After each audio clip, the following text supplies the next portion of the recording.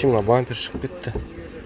Мына жерден балшыққа ұрған болып тұрмыз. Бар ма? Алдында дейді, мойка бар. Болды. Неше газ? 70 па? 75. Да, 75.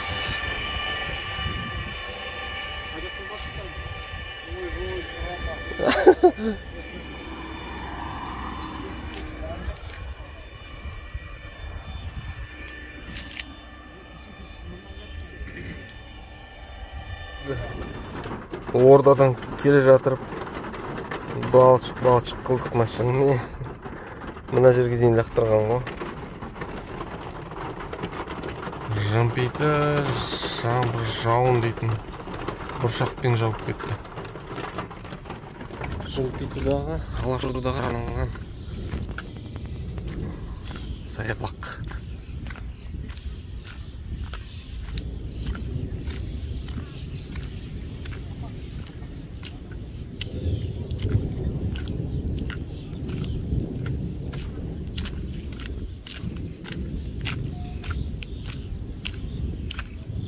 Батыс Қазақстан облысына қарасты Сырым ауданының Жымпиты ауылында тұрсыздар.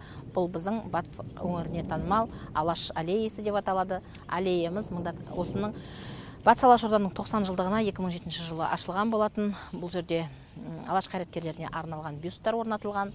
Ахмет Әлиханнан бастап Жаһанша халелдерменен 10 бюст орналасып тұр және ескерткіш белгі орнатылған. Жалпы біздің батыс өңірі, соның ішінде Алаш ғимараты бар. Бұл ғимаратта өткен ғасырдың 19-20 жылы Батыс Алашорда үкіметі жұмыс жасаған үй. Осы жерде Жаһанша мен Халелдің табаны тиген тарихи тәбәрік мекен деп айтамыз. Бұл ғимарат 100 қасиетті нысандар тізіміне енген бірегей ғимараттардың бірі әрі бірегейі. Музейіміз 2004 жылдан бері жұмыс жасайды. Алаш музейі 2 рет өзгертілген, 2007 жылдан бастап 2017 жылға дейін. Қазіргі таңда Батыс Алашорда музейі бұл Алаш тарихын насихаттап отырған бірден-бір асыл ғимараттардың бірі. Айнагүл Мағауияқызы Ойшыбаева, Сырымды атындағы тарихи өлкетану музейінің меңгерушісімін.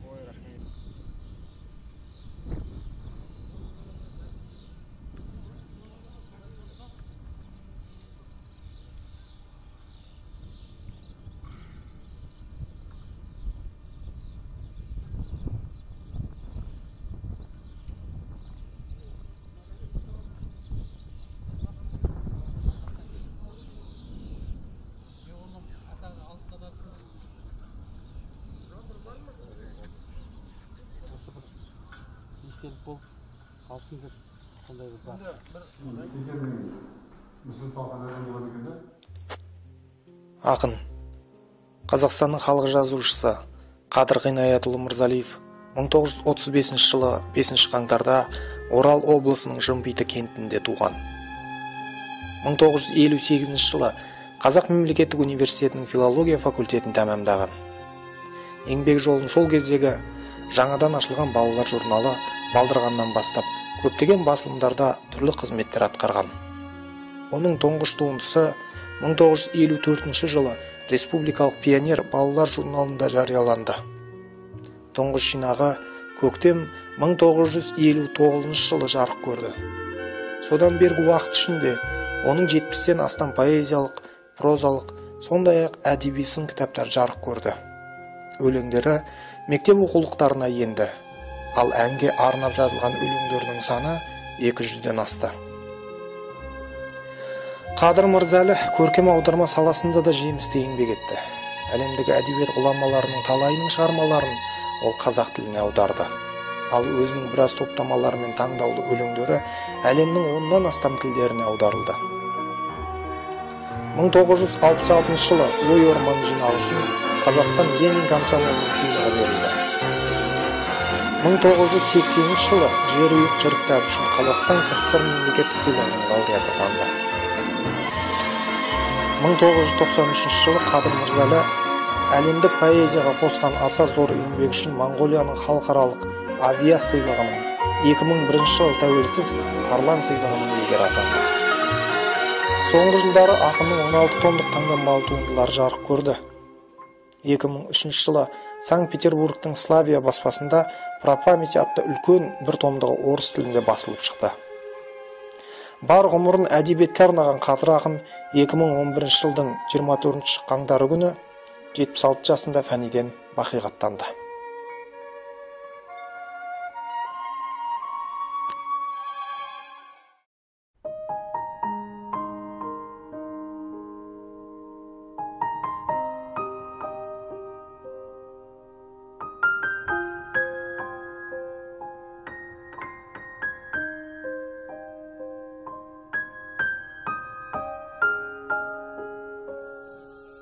Бәрі де ана бір өзіңнен басталды.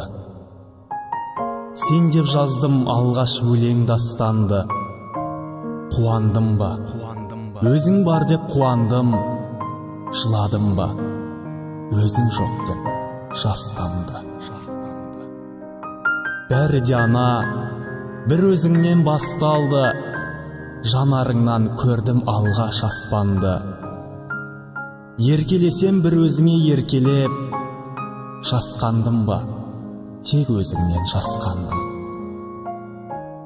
Алғашқы дәм, ол да сендік сүт еді, ақ сүт берген қашанды үміт күтеді. Отанымның өзі сенен басталып, жауларыма жеткен жерден бітеді.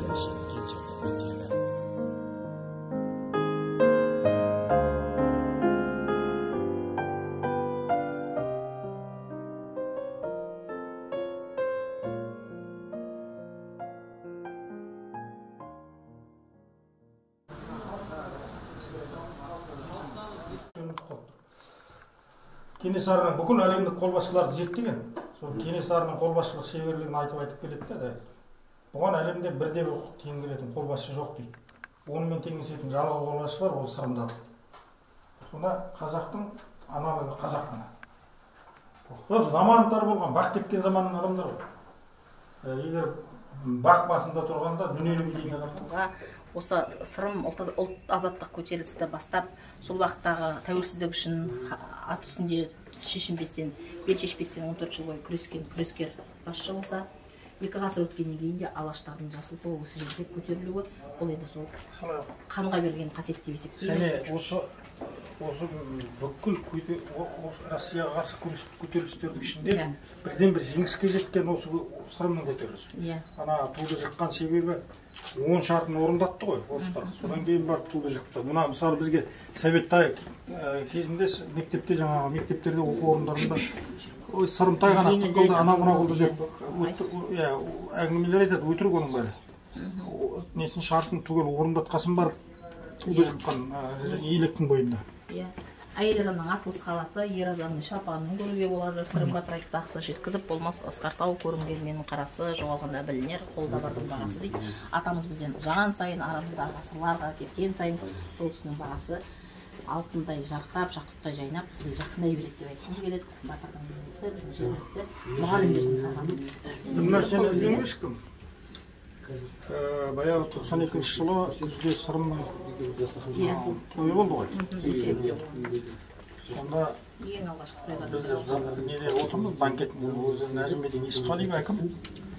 Содан Әбіш аға, серік болсын Әбділдин, Мырзатай Жолдасбек үшеуі түнде самолет кешігіп келді. Дастархан басталып кеткен, ел көп өт. Сол жерде кішкене аздап ауызын тамақтан ауыз түйді де әбекең сөйледі.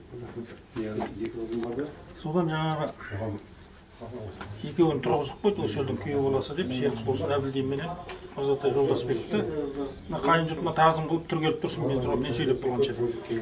Екеуі түргеліп тұрды, жарты сағат сөйледі. Бір ағыл тегіл сөйледі, солар жазылмай қалды деп ойлаймын.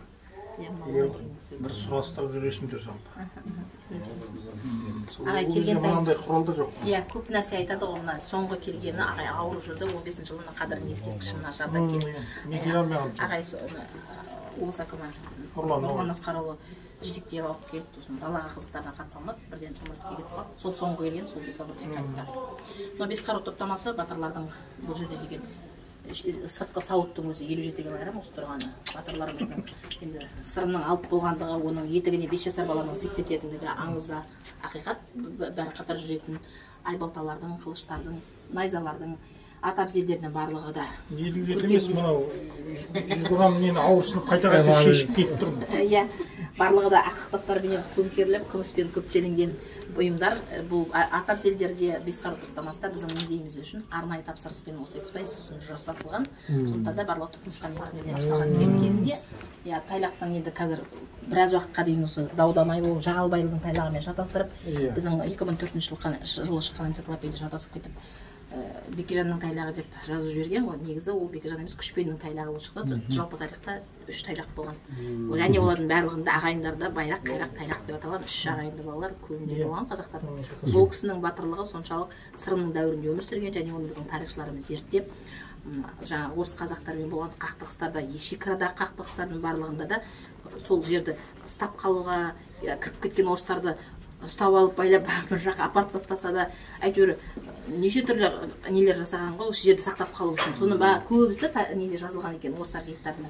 Кейіннен бізге Жания Есмурзиндегі өзіміздің тарихшымыз алып келіп, көзімізді көрсетіп, түсіндіріп, ғылыми тұрғыдан дәлелдеп, сол Жағалбайлы тайлақ деп жақтан айтып жүрген үлкен кісіні тоқтатып, бұл біздің Күшпенің кіші жүздің тайлағы деп. Себебі енді Құлпытаста Құлпытаста Байбақтының таңбасы тұр. Біз Байбақты десек, ағай болмайды, бұл Жағалбай. Екеуміз 5 жыл алыстық, маған жолда келеді. Осы сен қыз қоймайды екенсің. Бұл Назар кім еді аты? Ағайдың. Ақтөбеден бе? Жоқ, ар жақтан келді жүде. Қостанайдан келді. Өзі, иә, қостанайлықтар өзі Жағалбайдың шежіресін жазған. Сол менің атам деп осы жаққа келіп, мен мынаны қоршатып аламын, мына жердің барлығын бүйтем, сөйтем деп келе береді. Енді біз өзіміз де қоршап алдық, содан кейін бермейміз. Ол Байбақтың тайлағы. Байбақтың жазу жоқ па? Таңбасы жоқ, сосын түгел жазылған, ана жазуын оқылды, иә, барлығы оқылып, Күшпенің тайлағы, тас қойған баласы барлығы жазылды, иә. Сөйтіп түгендегенбіз. Иә. Жерде Қажығали Мұхаммедқалиұлының тар кезеңі тұр, бұл үшін мемлекеттік сыйлықты алды елбасының қолынан енді. Мынау деген соның сыртына салынған. Тар кезеңді бастап отырғанда 20 жыл жазды ғой. Бұл кісі 25 жыл жазды. Бұл кісі жаңағы жаңа фильм журналының редакторы. Содан мен тар кезең сырым туралы роман жазайын деп жатырмын деп. Соны датчина біздер жас жігіттер Алматыда жүрген. Содан нелерін тасыдық Қажығалидың. Датчина тасыдық қысқасы. 3-4 жігіт. Жинаған материалдар. Қағаздар, материалдарын тасып, кітаптарын тасып, датчина апарып, алғашқы куә болып едім жазылуын. 25 жылдан кейін 11-ші жылы қазан айында үйіне барсам, шаруам, Астанадағы соңғы нүктесін қойып жатыр екен. Басына да, аяғына да куә болды. Иә, содан кейін ана 275 жылдығын Ерлан Қарин ұйымдастырып конференция өткізді. 265 жылдан, 12-ші жылы. Неде, Астанада. Астанада, иә, көше атауы берілетін. Соған мен барып қатыстым, шақырумен. Сонда тұсаукесерін жасадық. Сонда айттым, басына алғашқы әріп түскенде де, соңғы нүктесі қойылғанда да мен әнес ағам нетеді, құрдас бәрі 5 жыл бір болып бірге жатқан ғой. Кейбірсін әнес айтып, әнекең айтады, не бұл? Күніне бір сөйлемнен жазсаң да алдағы жан бітіретін уақыт. Сыртындағы суретті өзі сол архивтан тауып алған ғой. Біздің музейге ең бірінші берген. Содан кейін ватына кітап шығарғанда сыртына сол суретті алған. Орловский деген орыс графигі. Сырымның орыс қазақтарымен шайқасын жазған графикамен, карандашпен салған сурет. Сырымтану бұрышы сол 92-ден басталды. 91-де тәуелсіздік алғаннан кейін бұл жақтың зиялы қауымдары бірден біз жымпиты болсақ та жеріміз сырымдікі деп жоғарғы жаққа хат жазып, сол 92 жылы қыркүйектің 24 күні қаулы шығып, бұл Жымпит ауданы Сырым ауданы болып өзгертілді. Сырым атындағы осы Сырым шыққан төбе бұл тарихи орын болып қалды. Сырым бөгеті бар, айтылатын Сырымның атымен және енді өзінің жерленген сол күрлендегі орны. Сол жақтан әкелінген бұрыс топырақ, өзінің ұрпақтарының басындағы кесенелер, біздің тарихшыларымыз әртүрлі неде жазып қалдырылған. Осымен біздің Сырым туралы зерттемелеріміз басталады тек қана, бірақ әлі жалғасып жатыр, экспедициялар өтіледі деген секілді. Жерде көне күмістер, сыңғыры деп аталатын экспозиция, күмістердің барлығы түпнұсқа 19 ғасырдың аяғы, 20 ғасырдың басындағы біздің аналарымыздың киген құлағы жүзіктері, білезіктер, сырғалар, алқалар, өңір жиектері, шашбаулар, кәжек. Ассалаумағалейкум. Бұршақ жауып тұр. Мәссаған. Бұлай ғой ағайын, біз Жымпитада жүрміз. Мен осы біздің бес көлікті қаншама адам бар, Светқали ағамыз бар. ортамызда. Сырым Хази сырымыға апарайын деп едім ғой, енді жаңбырды қарамыз. Бұршақпен жауған.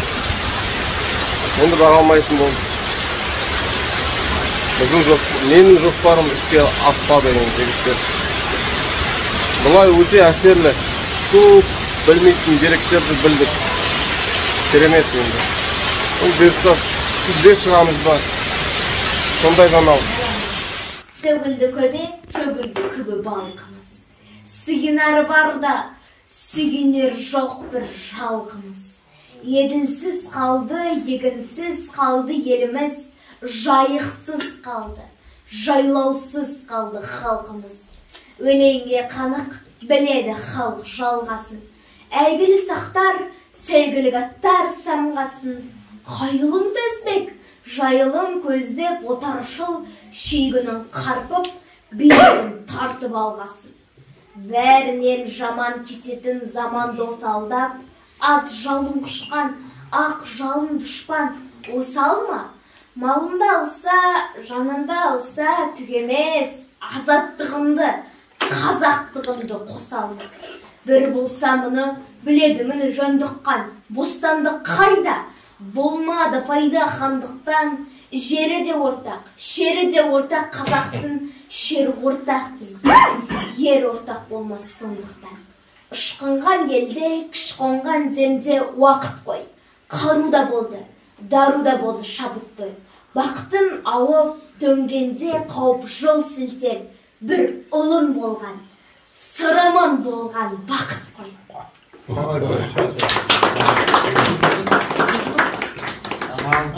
Шіркін-ай, күйші болсам бал тамған бармағымнан, шіркін-ай, бейші болсам шығып бір арманымнан, шіркін-ай, әнші болсам кәлімгі күмістандай, шіркін-ай, батыр болсам айбаттар станындай, шіркін-ай, ғалым болсам тілдескен даналықпен, әлемге мәлім болсам ашқан көп жаңалықпен, көзімнен күлім деген бір ұшқыр сезіппен сен алдымен білім деген бәйгеден осып кетер.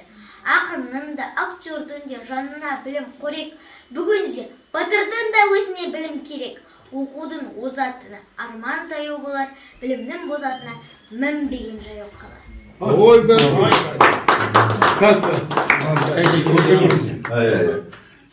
енді бүгін одан былай тайқиын деп тұрмыз. Әкімсіре құрдасын қойын. Мен онына хабарласым ба, әкеліп берерім. Мына інімнің үйіне, ана Бозжыраның несінің топырағының астында 40 миллион жыл жатқан акуланың тісін подарить етейін деп отыр. Дорбан әкелші. Өзі аз еді, 40 миллион жатқан тіс табыла бермейді ғой. Әркім қолынан түсе бермейді. Данышпан. Соны данышпан қайда? Данышып кетті ма? Дорбан әкелші, дорбан. Мен дорбан, жең дорбан. Дәржөк айтады ғой. Мына бір дорбан баяғы бір аттардың жемдірбасы бар. Осы еске түсіріп тұратын болсын, осындай 40 миллион жыл жатты, енді сені тағы да осы төріңде айтып мақтанып жүретіндей. Мына, мен балдарым осымен айналысады. Ол, биткоин деген ол виртуальный ақша дейді. Нағыз ақша міне осы дейді. Бұл енді саналы ғой, таусылтта қалуы мүмкін, табада алмай қалуы мүмкін. Сондықтан мына төріңде тұрсын. Мына балапандарына өнерін көрсетіп атсыңдар. Бүгін біздің саяхатымыздың 3-ші күні. Кеше ғой да? Алдың күні. Алдың күні ана Ордада дөңгелек жарып алдық. Бүгін енді мына тесіктен. Артқы дөңгелек жарып, енді алдыңғы дөңгелекке көшіп отыр. Енді алды. Шампида. Міне мына жер.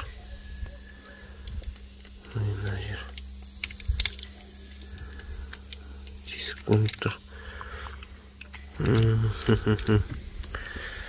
Сондай, бұлай сапарымыз жақсы, жаңбыр бізді қуып жетіп келатыр. Ордадан бері қарай құйып кәдімгідей. Бүгін бұршақ жауды. Бұлай жақсы бәрі.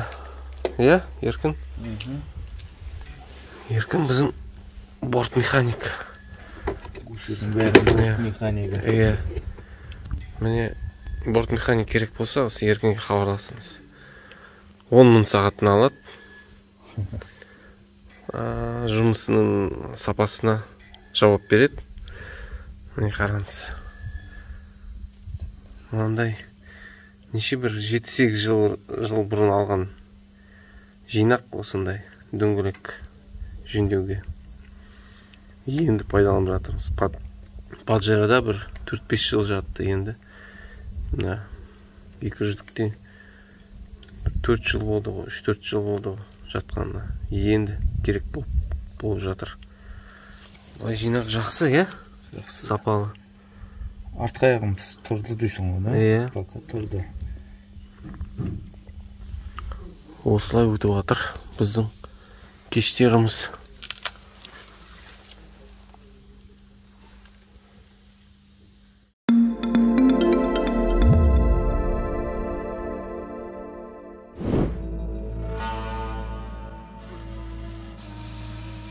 Азаттық жолында күресіп өткен қазақ батырларының бірі Сырым Датұлы. Ол жастайынан алғыр, шешен болғандықтан бала би атанған.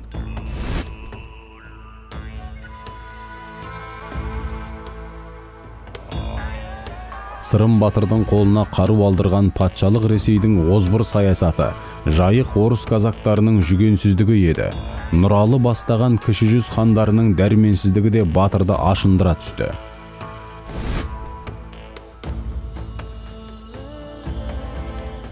1783 жылы Сырым бастаған сарбаздар қазақ ауылдарын тонауға келген казак-орыс атаманы Чагановтың отрядын жеңіп, атаманның өзін тұтқындап Хиуаға құлдыққа сатып жібереді.